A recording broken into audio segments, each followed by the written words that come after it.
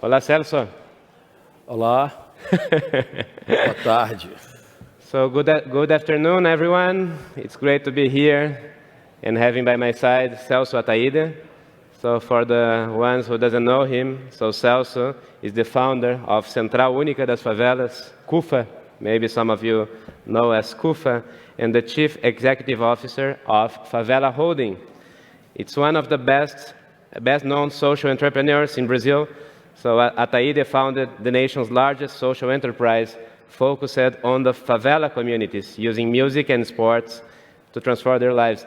Celso, I got this description from something that happened 1 month ago. You were in Davos, right? So you were in Davos at the World Economic Forum, receiving a prize, an award. It was the Social Innovator of the Year prize. So Celso, first, congratulations, and second, why do you think that you received this recognition? So, Celso, por que esse reconhecimento como empreendedor social do ano foi trazido? Na verdade, a gente tem feito um trabalho no Brasil ao longo desses anos, né? A realidade das favelas brasileiras, elas são diferentes das favelas do mundo inteiro. E, obviamente, quando a gente olha para a realidade de países como esse desenvolvido, também é muito diferente quando a gente pensa na base da pirâmide do Brasil, e o trabalho que a gente tem feito das 5.000 favelas faz com que a gente pense, na verdade, não somente no desenvolvimento social, mas também no poderio econômico que aquelas pessoas podem ter. Yeah, so Celso has this unique approach to favelas. He works with 5,000 favelas in Brazil, considering their unique characteristics and working at the basis of the pyramid to provide services, and considering the favelas as a consumer market, as something that has potential more than struggles. So Celso, tell us a little bit about your history. I know that you lived on the streets, you were homeless, you lived in a favela. Então, Celso, nos conta um pouquinho sobre a tua trajetória, sobre como é que tu chegou nesse lugar, virou um empreendedor depois de viver na favela, de morar na rua.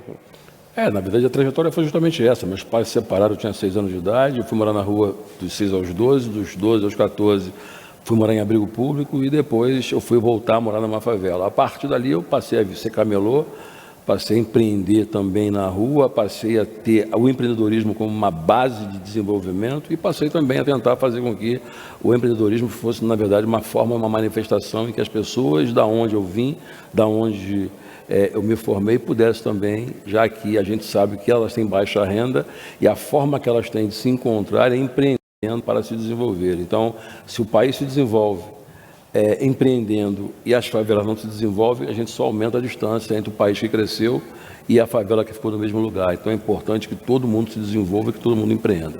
Yeah.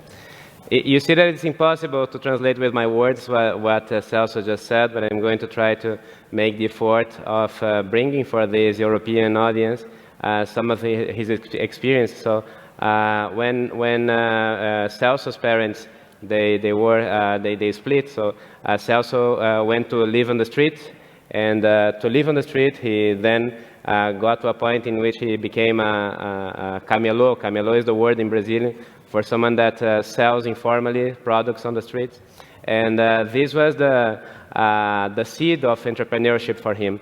So Celso believes in entrepreneurship as the great equalizer, as we can see here on the screen. So as something that can provide opportunities for the favela, for the citizens of the favela. It's a way of include the citizens of the favela, not in a way in which they receive funds or receive charities, but they can raise themselves as citizens that are economic active and are not dependent on endowments or any kind of funds that come as a dependency, right? So they can be independent on that way. So it's interesting to hear you about the Favela Holding. So you have 24 companies focused on the basis of the pyramid. Can you tell us some concrete examples? Pode nos dar exemplos concretos das suas 24 empresas? Eu posso falar de 2 cases, por exemplo, como são 24, são 24, a gente pode estar falando aí de 2, por exemplo. A gente tem aí uma empresa de logística, Favela Log, onde a gente faz logística de empresas como Procter & Gamble, como Natura. A gente pode também, e aí a gente pode estar falando também de projetos como Favela Vai Voando, que é um business de passagem aérea, que são 258 agências de viagem hoje, todas elas em favelas. Então, acho que o grande barato nesse negócio é que a gente desenvolve uma ação com os moradores das favelas, levando, na verdade, para elas a oportunidade de viajarem por um preço mais justo, que caiba no bolso delas, mas também que elas possam também empreenderem sendo donas desses empreendimentos. Então, não somente levar um curso, por exemplo, para essas pessoas daquela área de atividade, mas levar para elas um business, um negócio para elas. Então, a gente faz uma interface com a Latam, por exemplo, com a Gol, linhas aéreas e esses negócios. Então, eu posso citar dois, se der mais tempo, podemos até falar com outros negócios, mas o desenvolvimento da base da pirâmide passa por aí, porque a gente entende que o lucro é importante. Normalmente, as ONGs criminalizam o lucro e transformam o lucro em pecado. No espaço de escassez, a gente precisa ter abundância e precisamos olhar para essa parte também da sociedade e das favelas. That's great. So Celso brings to us two main cases. So from the 24 companies, we're speaking about two of them. The first one is a travel agency. Okay, so it's a Favela Vai Voando, so Favela Travels would be the name in English. So Favela Travels work with Latam. Latam is one of the major Brazilian airlines to provide this kind of service adapted to the reality of the favela. So right now, this company has 254 agencies located within favelas in Brazil. Another case is Favela Log, so distribution, logistics in the favela. And that service is provided for companies such as Natura. Natura is one of the major cosmetics companies in the world and in Brazil. Procter & Gamble, so this kind of company are using the services of Favela Holding to reach this demographic in the favelas.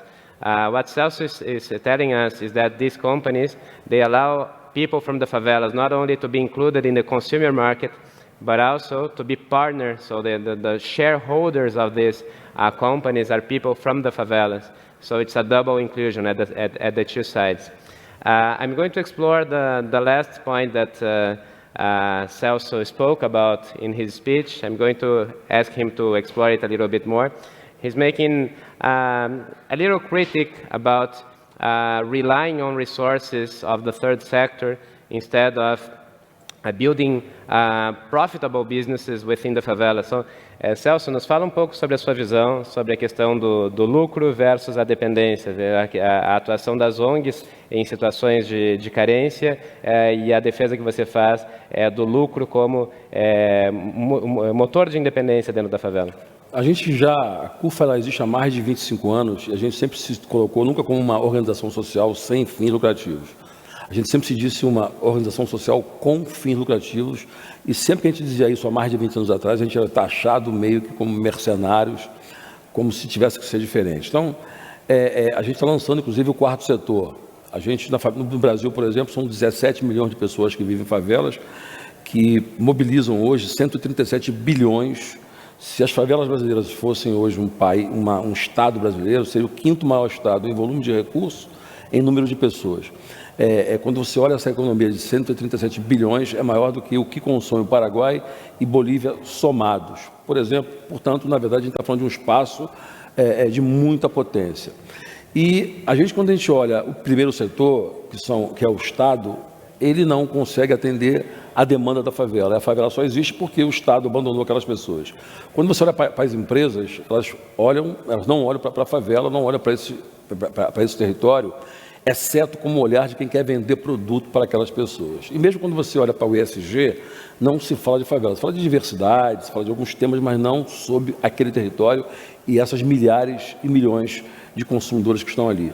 E quando você olha para o terceiro setor, são as ONGs que têm como princípio o não lucro e que têm como princípio a criminalização do lucro e a transformação do lucro num pecado. O que faz com que as pessoas que são de favelas também tenham isso como uma prática. Elas têm medo do lucro, como se o lucro fosse uma prerrogativa do asfalto. Então, se você tem lá sempre escassez e você não vai ter abundância, obviamente que você só vai reproduzir miséria e exclusão. Então, é preciso que a gente pense isso. Agora, em Davos, eu chamei o Paulo Guedes, chamei mais 2 ministros de 2 países da África e, pensando no quarto setor, não somente reduzindo a esse tipo de discurso, mas, por exemplo, transformar as favelas brasileiras num livre comércio por um tempo. Você tem hoje prefeituras, por exemplo, que elas fazem incentivo para as empresas para levarem os seus negócios para certas cidades, para o desenvolvimento local. Por que não, por exemplo, criar incentivos para empreendedores de favelas que possam exportar seus produtos ou desenvolver os seus territórios por algum tempo específico? Portanto, é para se fazer e se ter lucro, sim, por que não? Fantastic. So before we are kicked out of the stage, I just want to make the last translation. So Celso defends something that he calls the fourth sector. So in reference to the third sector, he's saying that what he would like that we work as a society is a vision in which we do not rely on resources that are given to the favelas, but that we can build businesses from the favela without demonizing the profit. So he remembers us that the basis of the pyramid, in the case favelas of Brazil, have 17 million people. So that's a very large economy if you compare to other countries. It would be the 5th province in Brazil if it was a province. So it's important to look at the basis of the pyramid as a place for business, a place for profit, and so that we can even develop free trade within the favelas as a way of incentivizing this kind of business.